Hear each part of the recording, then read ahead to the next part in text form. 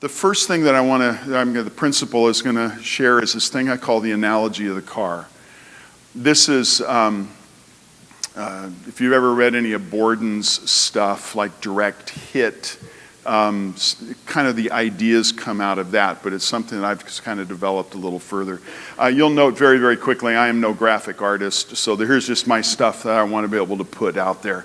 But if you've been around me at all, you have seen me or heard me talk about the analogy of the car, because this is the number one most foundational thing that I believe. And it's stuff that I've done with small business conferences. I've done it in consulting with real estate and development firms, using it in some of our schools as well as in churches. So let's just kind of walk through it, and let me kind of help you know how I'm wired and how I look at these things organizationally, and how this would work together, at least in what I bring with my presuppositions. So the question starts with, what is driving your organization? What is the entity, and I'm not talking about the person, but I'm talking about more of the element of an organizational reality that's in your driver's seat. Each of these cars that I like to talk about organizationally have 4 seats. And what's important about the 4 seats is how you sequence them affects the outcome.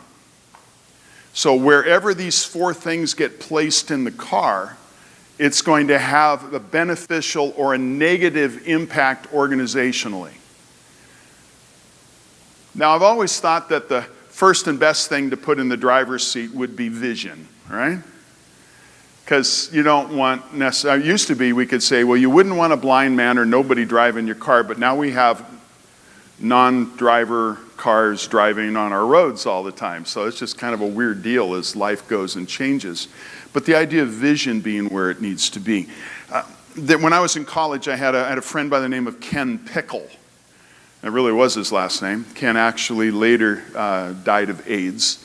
As he lived a homosexual lifestyle. But he was my friend, and we were in the same apartment complex together, and we went to Cal State Sacramento together, which is my undergrad.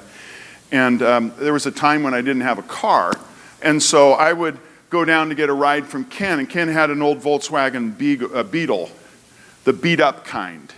How many of you had one of those growing up, right? There's a bunch of you, yeah. And once a Bug fan, always a Bug fan, right? Yeah.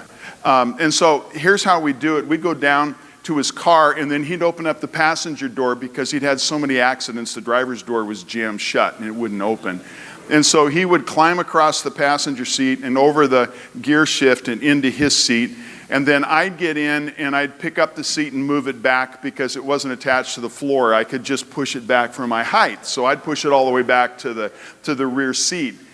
And then off we'd go. And there's no seat belts, there's no nothing in this thing, except you realize why they had straps in a Volkswagen, particularly when you're now sitting in a rocking chair, right?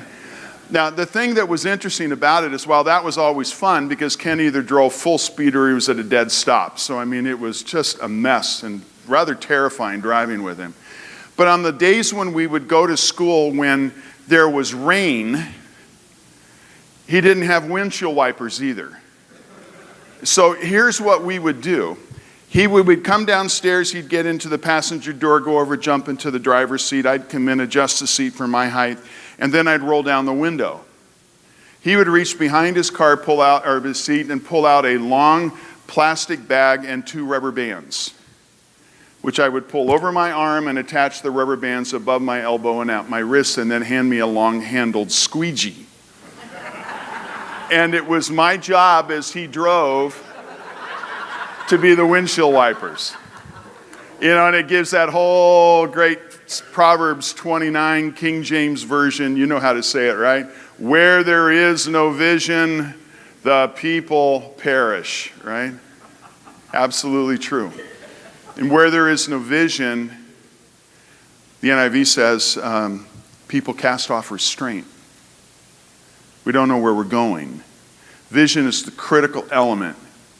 Most groups, when they ask me to come in and consult with them, and I get a lot of groups that will come in and churches will say, would you come help us with our polity? We need to fix this. We need to become a policy-based governance. We've heard that's the thing to do. And I realize you don't have a structure problem, you have a vision problem.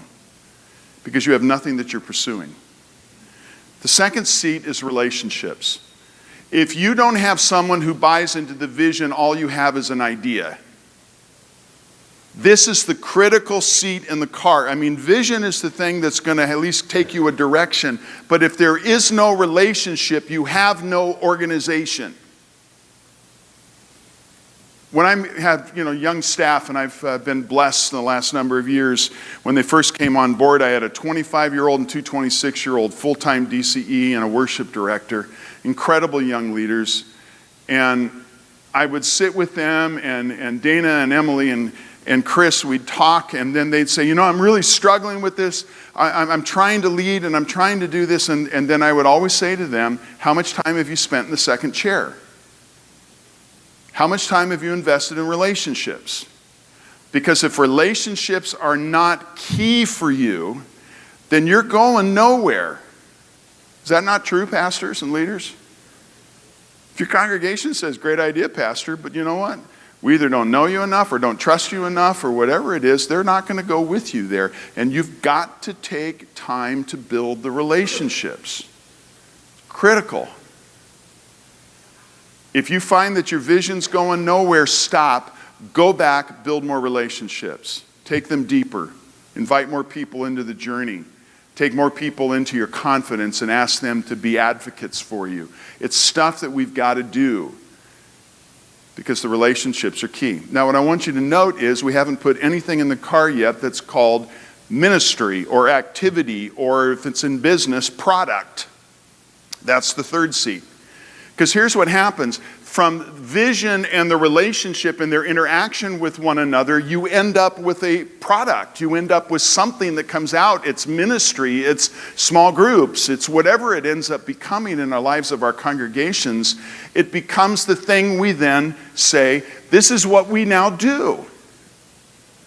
Now, we know we preach the gospel, we administer the sacraments. That's a given kind of thing, okay? That's part of what we do. But we do it within relationships. And as those things work in us, as God uses His Word through His Spirit, it then creates in us ideas and directions and ministries and ways to reach out and all the rest, okay? Now, the fourth seat is the seat that's probably the least important, and it's structure. Structure can be whatever it needs to be. Structure is the clothes hanger inside the clothes. What is it that you need to have in order to empower the rest of those things in their sequence to work effectively? Now, here's what a dysfunctional group looks like. We end up, usually when there's dysfunction and problems, and when things aren't going well, which of those four words do you think people want to put into the driver's seat? You got it. As soon as things start going wrong, we're going to say, you know what we need? More control. And often when I get asked to come in and help people with their governance issues, it's often the lay people going, our pastor needs some shaping, or our pastor needs to be pulled back, or our pastor needs to be put in a box. And it's, you know what caused that usually? Which are the other words? Relationships broke down. If you're finding that's going on and you got people resisting you right now, you need to just stop and go back and pour into relationships. Always. It always should be the default that you need to be at. Then when things aren't going right, now we need to have a reason to exist. So now we're going to do stuff. Notice relationships not even in the front seat at this point. Because now they're going to look at you when things aren't going well. They're going to say, well, how many calls have you made? Who have how many hospitals have you gone to? What have you done here? What have you done there? Let's talk about evaluations. What's the product? Because then we have to defend ourselves by showing that there's value having us around. And here's what I do. Then relationships get thrown in the back seat. And sometimes relationships could be in the other seat, or, it doesn't matter necessarily where, they just get thrown in the back seat. They're important, we give lip service to them, but we're not driving through them. And then the fourth is vision. Most congregations that are struggling have a vision and relationship problem. It is often a relationship problem before it's a vision problem. Because if we're driving the vision and and you're saying, well, they're not supporting me. There's a reason they're not supporting you. It's because you need to go spend more time in relationships. Have a long view, not a short view, on how we're doing things organizationally.